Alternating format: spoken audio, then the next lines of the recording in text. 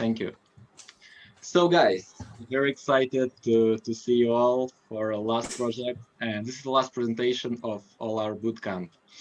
So I'm pretty excited to say a lot of things that I did in that project with you. If I will have a little latency, just tell me if you will not hear something because I'm in a separate room. So I really like useful data. As you remember, I don't like take the data from American Kaggle and analyze American map and Google map. And so I really wanted to scrape the data and show you some useful insights that everyone actually can use in their daily life. And so that's why the only one question that I answered, the most important question that I answered in this study is that, is it better in Paris to rent a flat from an agency or from an individual? And so to do that, if you remember my old project, I hope, yeah, okay. So my old project was a web scraping about a month ago, and I web scraped a website called Souloger with agency, and I did a lot of nice, colorful maps with charts with all French cities, and it was kind of nice, but very, very complicated. So in my improvement section, I decided to make it bigger, and when I told about improvement, it was about my final project, actually. So to gain the data about individuals, and I'm still trying to click, to gain the data about individuals, that is a single question that I wanted to answer. Is it better to rent from a particular directly or to pass by an agency which takes its own percentage? And so to get the data, I basically made a web scraping of a website called particulier à particulier, where there's no agencies. And you can see that this is a hell. Look on the link right now. Location appartement Paris, location appartement particulier Paris. The link is changing. The results are loading down there. And sometimes the results are not even going to 11th arrondissement. So it was a complete hell and disaster to do that, or whatever. And I also rescraped Souloger, so I get a big data set only about Paris. And it was basically hell, but that's what you pay for a no Kaggle environment. You can see all the CSS and good no code, but sorry, I needed to show that. And that is my final data set with price limit of 1,200 euros. So I had 3,000 rows almost. I have a price, number of rooms, surface, link on several websites, zone, price per square meter, and source, if it's coming from particulier or from agency. And just speaking about that, I have only 15% of data, where you can see it on my pie chart, coming from particulier. So that's not a lot, but still are hundreds of listings of apartments. So I'm able to do some nice predictions. And with help of Etienne and Arthur, I made different zones in Paris. With south, which goes from 13th to 15th, north of Paris, west, center, and east, which is a little strange, you see. But all of that actually looks like a little Pac-Man. And you will see after it still looks like Pac-Man. And so brace yourselves, insights are coming. Thiago, your memes are used. And so first thing is a dashboard that I made, that the average median surface in Paris is around 25 square meters. And average price per square meter, how much do you pay per 1 square meter, is around 35, 36 euro. Next chart is price to surface. As you can see, price goes well up with surface. So more you pay, more you get. It's a linear relationship, but we can see already the lines here because it's 1,100, 1,200 people like to stick to prices. And the last graph If you remember well my last presentation, you will remember what is this line. And we already have a little outlier here and several outliers there. I will explain it later. But basically the graph is a square meter price. How much will you pay for 1 square meter to surface? So a good idea, good thing here is we don't have anyone who is renting an apartment less than 9 square meters. You see a lower limit. So everybody in Paris respecting that.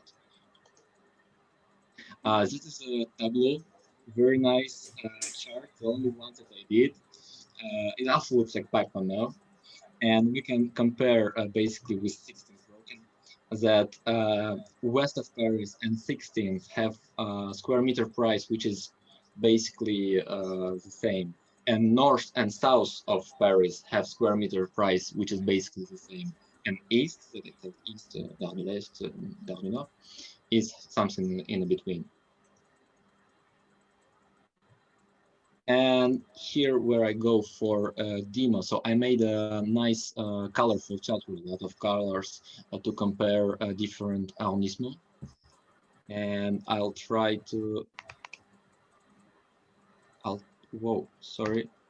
I'll try to change the tab if I can. Okay, thanks Elias for that. And the difference is very interesting between Paris Sud and Paris Nord here. So we can see that actually south of Paris, which is violet, is less expensive than north of Paris. And for the same money in the south of Paris, you will have more square meters than in north. So south of Paris, which is basically a nice calm area, and north of Paris, they're also almost the same, but south is better in terms of apartments.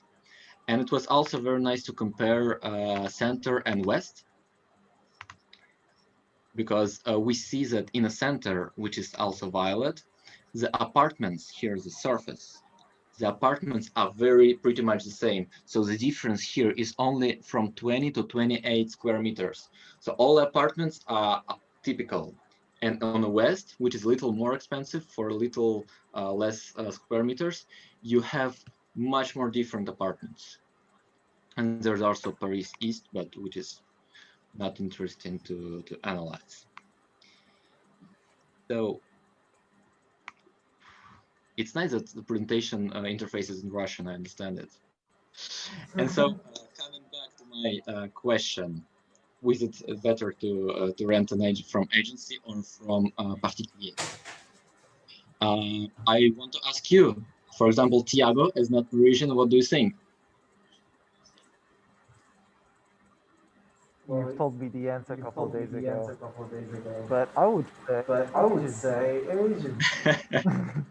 Yeah, true, I told you. So how surprising is that? I have no idea.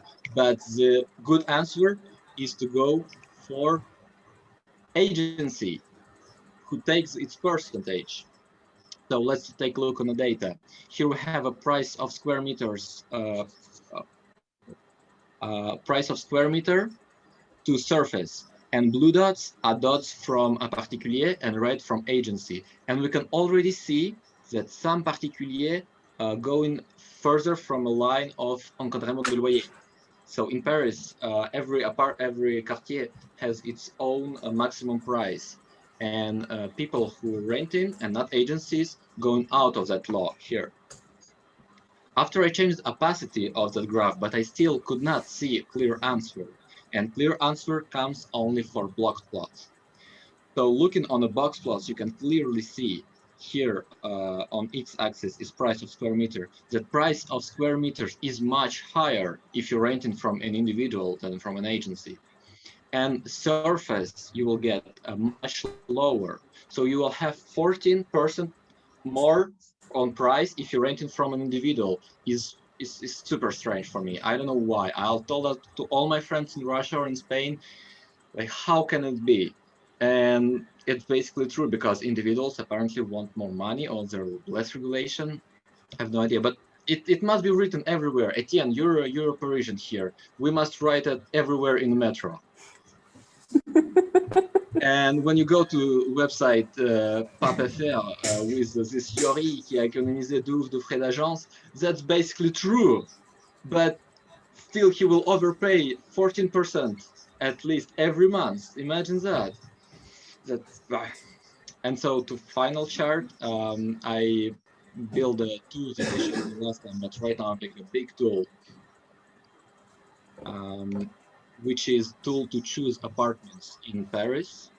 I'm clicking here, and still you can click on every listing which has now PAPFR and Se Loger, and you can see an apartment. This must be taken with big caution, because when you're making a soiree at your place with friends, you can just pass a lot of time, like, let's see interesting apartment for 2,200 euros, which has only, well, sorry, 16 square meters.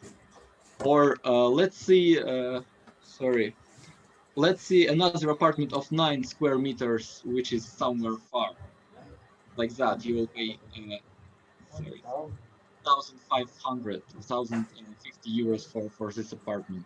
So it's very interesting to look on the data, but I will also use it for my search for an apartment one day. And my friends keep telling me actually that Igor, c'est de table cher, you know, analysis of Persian market.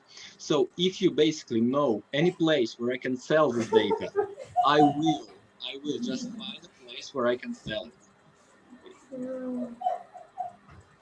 And you know, I'm a machine learning engineer,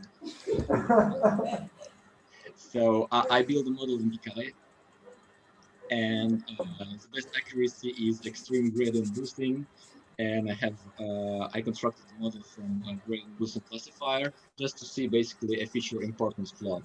And to distinguish individual or agency listing, the biggest predictor is price per square meters, as we already understood, because individuals want more money for their little apartments. And so doing a little recap, what I did in that project is I scraped 2 websites passing through CSS hell, but without a Kaggle.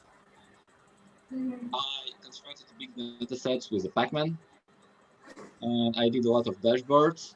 I figured out an answer on what is better is rent from agencies. Very strange information, but it's very important for me at least. And I built a complete tool of, I think, 80% of all listings in Paris, where you can click and find an apartment by that tool. And I constructed a machine learning model with feature importance plot. So my learnings is constantly check Slack if you don't want to be last to present your project. I love the smell of web scraping in the morning, and always go to agency when you're searching a flat in Paris. So with that being said, my last presentation in bootcamp. Thank you a lot for your attention.